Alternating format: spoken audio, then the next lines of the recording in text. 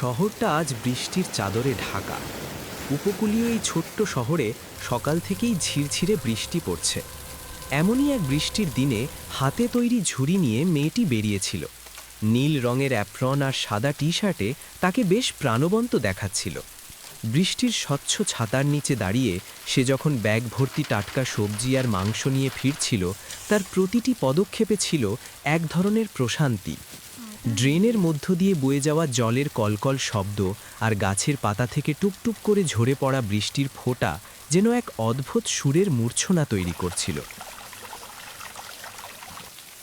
বাড়ি ফিরে জানলা দিয়ে বাইরের বৃষ্টির দৃশ্য দেখতে দেখতে মেয়েটি রান্নার প্রস্তুতি শুরু করল। সিঙ্কের নিচে টলটলে জলে ধুরে নিল টাটকা ধনেপাতা, মাশরুম আর পদ্মমূল। এরপর শুরু হলো রান্নার শৈল্পিক কাজ। টপিং বোর্ডে দ্রুত হাতে সবজি কাটার শব্দ আর গরম হাঁড়িতে ফুটতে থাকা স্টুয়ের সুগন্ধ সারা ঘরকে এক মায়াবী আমেজে ভরিয়ে তুলল। টেবিলে সাজানো হলো বিভিন্ন রকমের সামুদ্রিক খাবার, নুডলস আর সবজি। একদিকে ফুটন্ত হটপট আর অন্যদিকে এক গ্লাস তাজা দুধ, সব মিলিয়ে পরম তৃপ্তির এক ভোজ।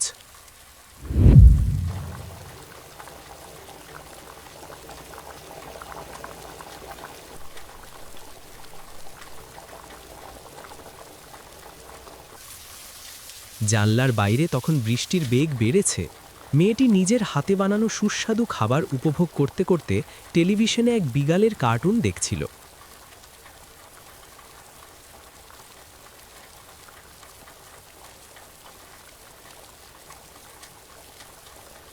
রাত বাড়ার সাথে সাথে শহরের আলোকরশ্মি বৃষ্টির জলে প্রতিফলিত হয়ে এক মায়াবী পরিবেশ তৈরি করল। কনভিনিয়েন্স স্টোরের নিয়ন আলো আর দূরে পাহাড়ের ঢালে থাকা বাড়িগুলোর টিমটিমে আলো যেন আকাশগঙ্গার তারার মতো মনে হচ্ছিল।